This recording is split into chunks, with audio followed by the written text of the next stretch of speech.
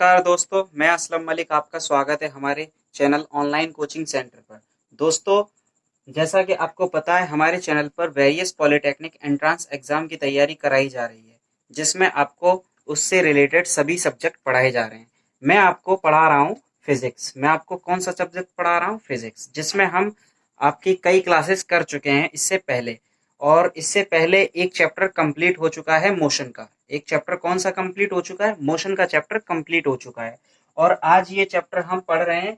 इससे पहले इस चैप्टर की बल तथा गति के नियम, इस चैप्टर की एक क्लास कंप्लीट हो चुकी है, जिसमें मैं आपको फोर्स तथा गति के नियम के बारे में बता चुका हूँ। गति के जो तीनों नियम हैं, मैं उनको कवर करा चुका हूँ उस वीडियो में। तो जाकर उस वीडियो को जरूर देख लीजिए। यदि दोस्तों आप हमारे इस चैनल पर नए हैं तो हमारे चैनल को सब्सक्राइब जरूर करें, जिससे और सब्सक्राइब बटन के बराबर में बेल आइकन है, उसको प्रेस जरूर कर लें, जिससे हमारे जो लेटेस्ट अपडेट हैं वो आपको मिलते रहें। तो चलिए वीडियो शुरू करते हैं। आज का टॉपिक है सबसे पहला, बल तथा गति के नियम के अंतर्गत घर्षण। घर्षण किसे कहते हैं? घर्षण किसे कहते हैं? तो सबसे पहले हम इसकी परिभाषा के बारे में बताएंगे। परिभाषा क्या होती है घर्षण की, ठीक है। तो और उसके बाद हम पढ़ेंगे घर्षण के प्रकार। घर्षण के प्रकार, फिर उसके बाद पढ़ेंगे हम घर्षण के लाभ क्या होते हैं, घर्षण से हमें हानियां क्या होती हैं, और तथा घर्षण के नियम कौन कौन से हैं, ठीक है। तो सबसे पहले पढ़ते हैं हम परिभाषा। परिभाषा क्या है? तो घर्षण एक प्रकार का विरोधी बल है। घर्षण क्या है? एक प्रकार का विरोधी बल, जो वस्तु की गति का विरोध करता है, जो किसी वस्तु की गति का विरोध करता है। तो घर्षण क्या है? एक प्रकार का बल है। बल है तो जाहिर सी बात है, चलो एक फ्री बॉडी डायग्राम बना के देख लेते हैं कि हमें दरअसल घर्षण होता क्या है, ठीक है। उससे क्लियर समझ में आ जाएगा कि घर्षण कहते किसे हैं। ये मान लीजिए दो बॉडी है, ठीक है। दो बॉडी कांटेक्ट में रखी है, यहाँ पर। कहा? इस जगह कांटेक्ट में ये बॉडी ए है, ठीक है, और ये बॉडी क्या है? बी बॉडी है, ठीक। ये किसी सतह पर रखी है। ये किसी, मान लीजिए ये दोनों बॉडी हैं आपस में कांटेक्ट में, ठीक। तो इस बॉडी को, कौन सी बॉडी? जो ए है, ठीक है, उस बॉडी में यदि हम इधर फोर्स अप्लाई करें, ठीक है, या फिर इसको बिना फोर्स के यूं ही रहने दें, ठीक है, तो भी इस बॉडी पर, इस इन बॉडी के बीच में, ठीक है, इन बॉडी के बीच में एक बल कार्य करता है। इन बॉडी के संपर्क में, ठीक है, इन दोनों बॉडियों के संपर्क में एक बल कार्य करता है, जिसे हम क्या कहते हैं? घर्षण बल। जिसे हम क्या कहते हैं? घर्षण बल कहते हैं, ठीक है। तो आपको बता दूं, घर्षण बल क्या होता है? एक प्रकार का विरोधी बल होता है। क्या होता है? विरोधी बल, जो विरोध करता है किसका? गति का। किसकी गति का? वस्तु की गति का, ठीक है। मान लीजिए हमने यहाँ पर एक फोर्स लगाया F, ठीक है। फोर्स के बारे में आपको बता चुका हूँ, फोर्स किसे कहते हैं, ठीक है। इससे पहले वाली वीडियो आप देख सकते हैं, ठीक है, प्ले लिस्ट में मिल जाएगी। तो फोर्स क्या लगाया हमने, ठीक है। मान लीजिए कोई कुछ न्यूटन का फोर्स लगाया हमने, ठीक। तो फोर्स लगाने के बाद क्या होगा? वस्तु जो है गति करने की अवस्था में आ जाती है, मान लेते हैं, ठीक है।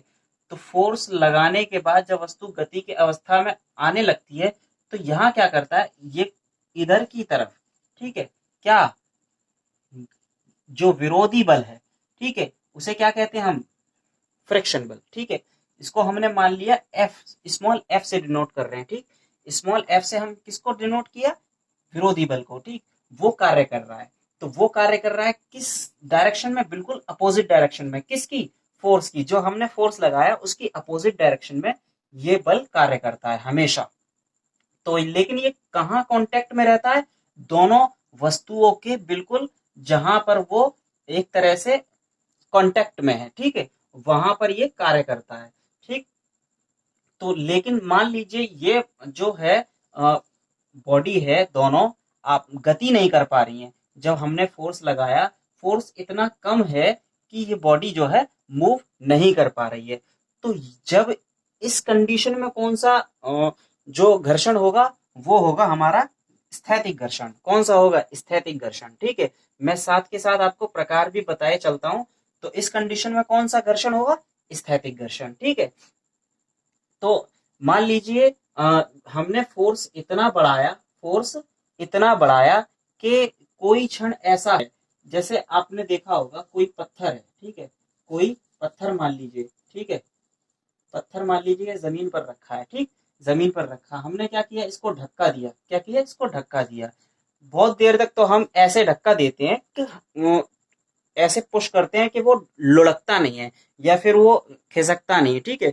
लेकिन एक अवस्था ऐसी आ जाती है कि हम थोड़ा सा धक्का और दे दें तो ये क्या करने लगता है, ये आगे बढ़ने लगता है, ठीक है। यही कंडीशन हम यहाँ मान के चलते हैं कि हमने फोर्स इतना बढ़ा दिया, फोर्स को हम बढ़ाते गए, ये घर्षण भी बढ़ता गया, ठीक है। ये फोर्स जैसे हमने बढ़ाया, ये घर्षण भी बढ़ा, ठीक है। लेकिन एक कंडीशन ऐसी आ जाती है कि फोर्स इतना बढ़ा देते हम, इतना एक क्षण ऐसा आ जाता है कि जैसे ही हमने फोर्स हल्का सा और बढ़ाया तो ये वस्तु क्या करने लग जाती है, गति की अवस्था में आ जाती है, ठीक है। तो उस क्षण कौन सा घर्षण होगा, उस क्षण सीमांत घर्षण होगा। तो सीमांत घर्षण की डेफिनेशन क्या बनेगी, सीमांत घर्षण की डेफिनेशन ये बनेगी कि स्थैतिक घर्षण के उस अधिकतम मान को सीमांत घर्षण कहते हैं जब वह वस्तु गति की अवस्था में आ जाती है, गति करने का प्रयत्न या प्रयास करती है, ठीक है।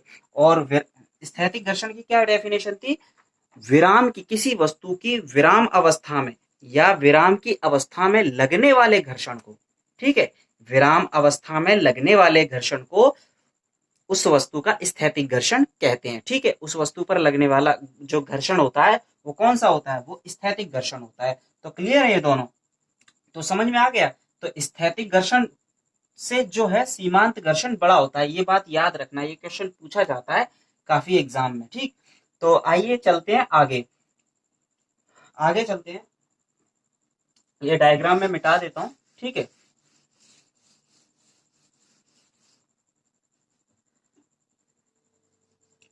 तो थर्ड नंबर है गतिक घर्षण।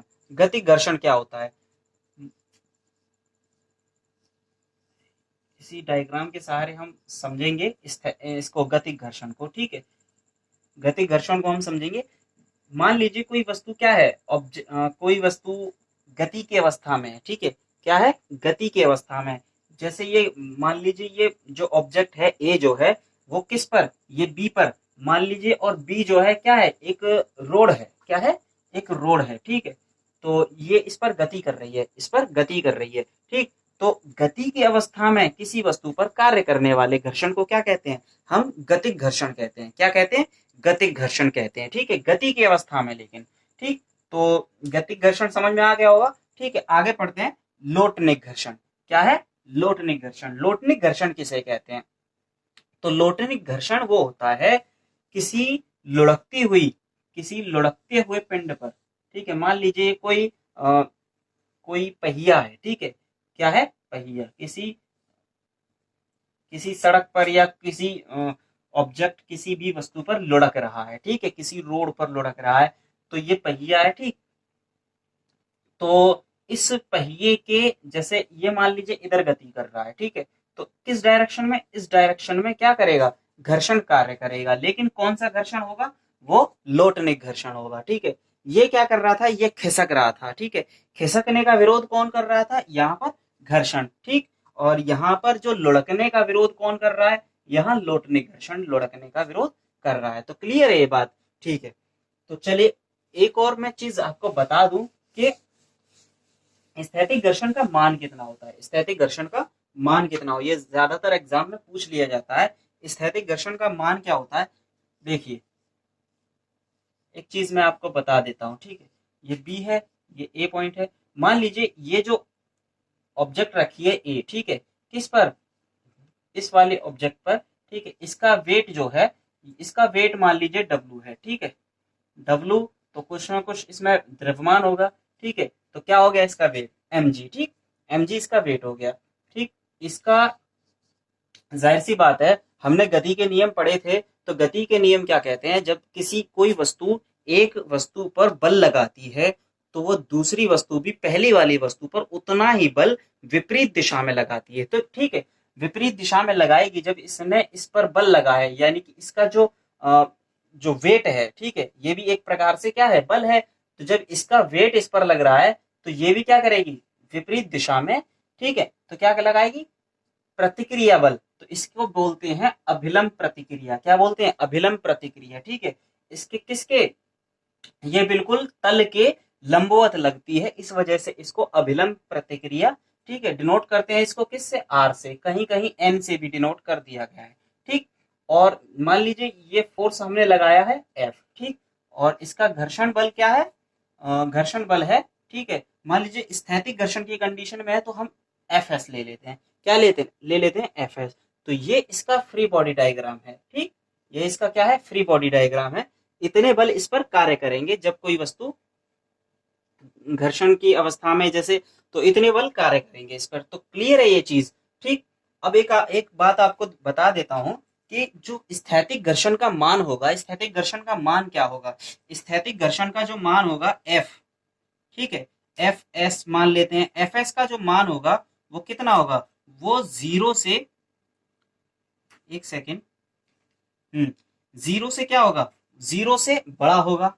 एफ एस का जो मान होगा वो 0 से बड़ा होगा, लेकिन लेकिन किससे, म्यू एस आर, किससे, म्यू एस आर से छोटा होगा। किससे छोटा होगा, म्यू एस आर से छोटा होगा, ठीक है। ये चीज आपको याद रखनी है, ठीक, म्यू एस आर से छोटा होगा। लेकिन सीमांत घर्षण का मान किसके बराबर होगा, सीमांत घर्षण का मान होगा किसके बराबर, म्यू एस आर के बराबर होगा, ठीक है। तो ये चीज आपको याद रखनी है, ठीक। और जहां पर म्यू एस क्या है, ये जो म्यू एस है वो क्या है, म्यू एस है स्थैतिक स्थैतिक घर्षण गुणांक, ठीक है, स्थैतिक घर्षण गुणांक है क्या, म्यू एस जो है स्थैतिक घर्षण गुणांक है, ठीक। ये आपको याद रखना है। और आपको बता दूं गतिक घर्षण क्या है, गतिक घर्षण किसके बराबर होता है, ये एफ के से डिनोट कर लेते हैं इसको, ठीक। गतिक घर्षण होता है म्यू के आर, ठीक है, किसके बराबर होता है, म्यू के आर। यहां पर हम आर बराबर क्या है, यहाँ पर आर बराबर किसके है, एम जी के, आर बराबर एम जी के है, ठीक है। तो यहाँ पर हम एफ के इक्वल टू म्यू के एम जी भी लिख सकते हैं, ठीक है। तो ये चीज आपको याद रखनी है, एफ के इक्वल टू म्यू के एम जी भी लिख सकते हैं, लेकिन यहाँ पर म्यू के क्या है, म्यू के जो है गतिक घर्षण गुणांक है, ठीक।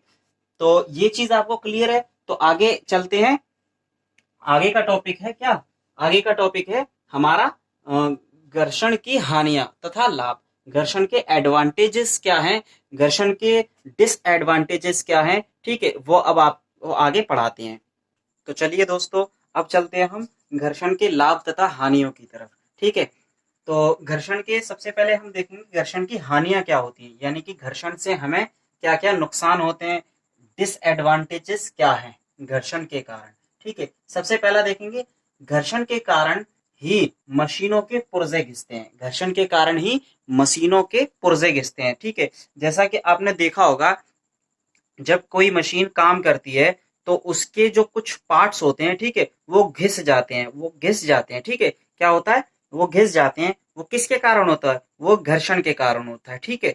घर्षण के कारण ही कई जो पार्ट्स होते हैं उनमें आग तक लग जाती है, ठीक है। तो क्या किसके कारण, सिर्फ और सिर्फ घर्षण के कारण, ठीक है। सेकंड देखेंगे, घर्षण के कारण ही मशीनों की दक्षता कम होती है, ठीक। जैसा कि अभी मैंने पहले पॉइंट में बताया, जब किसी मशीन के पुर्जे घिस जाएंगे, ठीक है, जल्दी, किसके कारण, घर्षण के कारण, तो क्या होगा, उस मशीन की दक्षता यानी कि इफिशियंसी में क्या होगा, असर कम होगी, जाहिर सी बात है, ठीक है। इफिशियंसी क्या होगी, कम होगी। तो घर्षण के कारण ही इफिशियंसी कम हो जाती है किसी भी मशीन की। थर्ड पॉइंट है, घर्षण का मुख्य कारण वस्तुओं की सतह का खुरदरा होना होता है, ठीक है। वस्तुओं की सतह का खुरदरा होना ही घर्षण का मुख्य कारण है, ठीक है। यदि कोई भी जो सतह है, ठीक है, ये सतह है मान लीजिए, यदि एक सतह खुरदरी नहीं होगी तो इस पर घर्षण कार्य नहीं करेगा, ठीक है। यदि सतह अगर बिल्कुल क्या होगी, स्मूथ होगी, ठीक, तो क्या क्या यहाँ घर्षण कार्य करेगा, सिर्फ और सिर्फ घर्षण डिपेंड करता है उस सतह की प्रकृति पर, उस सतह जो सतह है वो कैसी है, ठीक है, वो सतह कैसी है उस पर डिपेंड करता है घर्षण, ठीक। घर्षण और किसी पर निर्भर नहीं करता है, ठीक है, उसके खुरदरेपन पर निर्भर करता है, ठीक है, खुरदरापन कैसा है। अब देखेंगे घर्षण के लाभ। घर्षण के लाभ क्या क्या है, ठीक। सबसे पहला पॉइंट है हमारे चलने में सहायक, ठीक है। जैसा कि आपको मालूम है हम, ठीक, किस पर चलते हैं, पृथ्वी पर, ठीक है। पृथ्वी पर जैसे ही हम कदम रखते हैं, ठीक, तो हमारे पैर और पृथ्वी के बीच में एक घर्षण कार्य करता है, ठीक है, जिसकी सहायता से हम चल पाते हैं। किसकी सहायता से, घर्षण की सहायता से हम चल पाते हैं, ठीक।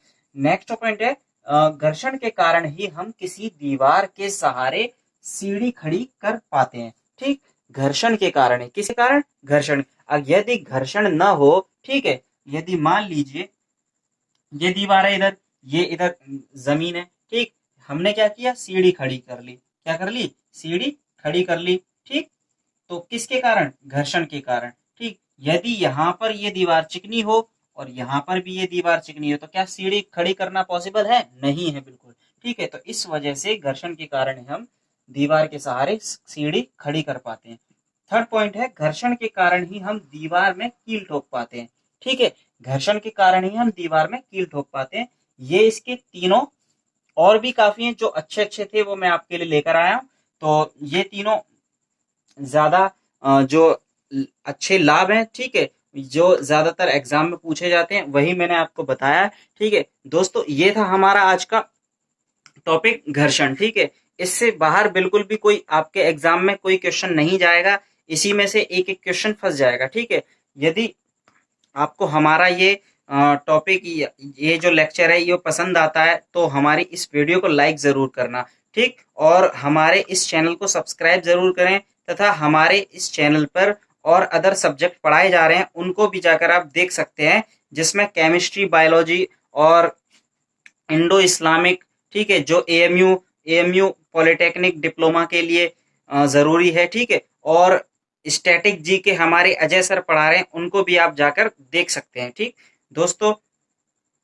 और आपको इस चैनल, इस वीडियो से रिलेटेड कोई भी क्वेरी है, कोई भी क्वेश्चन आपको पूछना है तो आप कमेंट बॉक्स में पूछ सकते हैं।